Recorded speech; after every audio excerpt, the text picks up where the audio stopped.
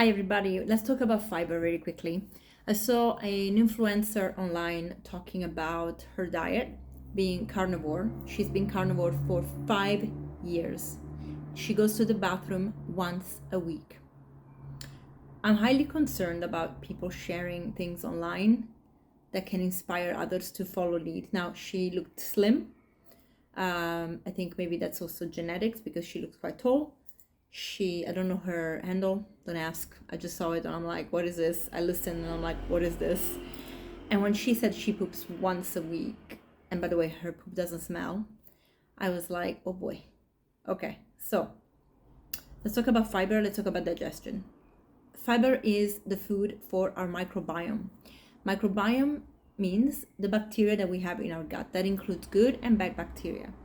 With our food, such as vegetables, fruit, grains, legumes, we are feeding, nuts and seeds, of course, we are feeding the good bacteria.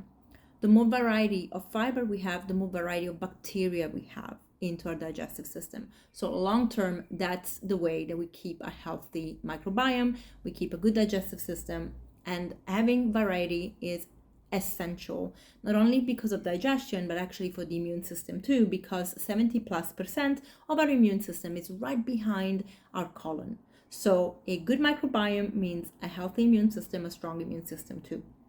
Now, why do we get into trouble and why is this even become a trend to be carnivore and talking about, and you will hear that from them, that their digestion is better and they don't feel bloated and they don't feel sick and they don't have reactions. There are a subset of people who, and actually a lot of people have issues with their gut, by the way, because we live in a very toxic world and we don't eat a good diet, but there are some people who are extremely sick with their microbiome, meaning they might have digestive issues that have got to do with SIBO or IBD, irritable bowel syndrome, IBS. They might have things like Crohn's disease. There are so many issues that one can have. And they might have allergic reactions to a lot of food. This generally says that there is a problem in the gut lining, meaning there is a little bit of permeability. So the immune system and the colon are one cell apart. So if that cell is damaged because of inflammation, especially constant inflammation, then the particles of food, especially the protein, will trigger the immune system. So you are starting to react to food that you eat. So you're going to start having things like eczema, psoriasis, and other things that can happen, especially on the skin, because there is a big skin and gut connection. There you start having brain fog, you start having fatigue, like all the symptoms of the issue, which is a poor gut health. So when people go through that, it is severe and it's sad and it's completely justifiable that they want to find something to make themselves feel better because, yeah, having reactions to everything you eat is awful, like you feel like crap. So a carnivore diet has been used as an elimination diet, meaning you remove the fiber because you really can't take it. And to feed yourself and not to starve, you have these animal products. And because there is no fiber, you generally can feel better if you have a problem with digesting fiber. But this being an elimination diet means it's really just until we can get back into digesting fiber, which is our normal state. That means that slowly we have to heal the gut. There's different approaches here. You can do a low histamine diet. You can do FODMAP.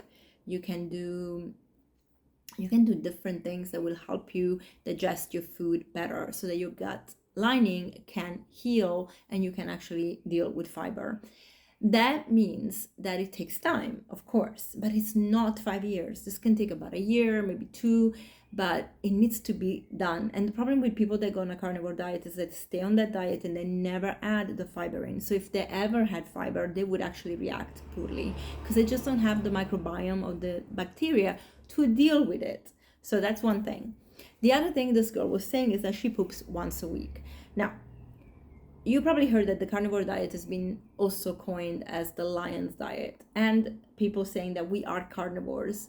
Well, let me just tell you something. If you're not pooping every day, there's a problem because lions poop daily. They urinate and they poop daily like all animals. So they don't get constipated from eating flesh because that is their makeup. Like our makeup is to poop every day, and what makes it possible is fiber. Okay? So there is no dispute. I mean, you can argue as much as you want with things, but like honestly, there's some things that science has proven over and over, and I think, or even anthropology has proven over and over. I think we just have to get over it and understand that fiber is good for us, is needed, and we need it, and we can't just pretend that we are lions when we're not. Okay, so that's one really important thing. So fiber is important. We need to also make short chain fatty acids into our gut, and that only happens with fiber because we need the bacteria to do that. So removing the fiber, disaster. So long term, this is not a good thing. And if this girl, I don't know who she is, but if you're not pooping every day, please go see a gastroenterologist, because this is a big issue, like big. Now let's go back to hormones, because that's also important. For women, I don't know how old she was, in her 30s, 20s, so she's getting away with murder here. But for women at our age group, 40s and over, fiber is key. Not to get belly fat, not to get cardiovascular disease, not to actually die of a stroke, quite honestly. And to make sure that we can do with our body and with our hormones what we are meant to do, which is detoxify through the liver, of course, but also through the gut, through a wonderful set of bacteria called estrobolomes. The estrobolomes are the estrogen bacteria, like the guys that are in charge of dealing with estrogen, of that, secondhand estrogen. They use estrogen through our body, gotta get out. Okay, we can't do that without them. So our digestive system is super important through perimenopause and menopause. And so pooping once a week, it's honestly saying, I want to get cancer, I want to get sick, I want to have a stroke and a cardiovascular disease. And I'm sorry to be so harsh, but as a woman, I'm really concerned when these young girls give this message that I haven't had any fiber for 5 years, I poop once a week, it doesn't even smell. Okay, poo smells because bacteria ferments, whatever, like it smells. But actually there's a big difference between a foul smell of somebody that has a bad gut and the smell of poo that is normal. Okay, two different smells, and that makes a massive difference. So we have ways to look at our poo. We look at the shape, the consistency, the smell, the color, and we know when something is healthy versus when it's not. Now, I don't want to see a poo, but once a week go into the bathroom, I don't know what that looks like. I'm not buying it. So guys, please learn about the importance of fiber. Fiber is key. If you're having digestive issues, the thing to do is to fix your gut, not to avoid the fiber, is to actually learn how to digest it. And that literally can mean one chickpea a day, one bean a day, one broccoli, florets a day, one little ring of carrot a day, whatever it is a little bit every day. It's not a massive amount at once after you haven't eaten fiber forever and then say, oh, fiber is bad for me because I can't digest it. No, fiber is not bad for you. You can't digest it because your gut is not used to it.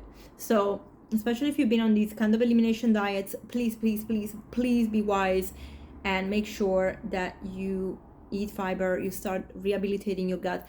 And also, if you haven't done it in a long time, if you haven't had fiber in a long time, go and see a gastroenterologist who is educated in nutrition to help you out, because through the initial journey, you will need it, because you might react and you might have issues and you might feel unwell. So see that you have support, or a nutritionist or a naturopathic doctor, whatever you want, but just have somebody there that can hold your hand while you start adding these things, because no fiber, no health. And you gotta poo every day. You gotta poo every day.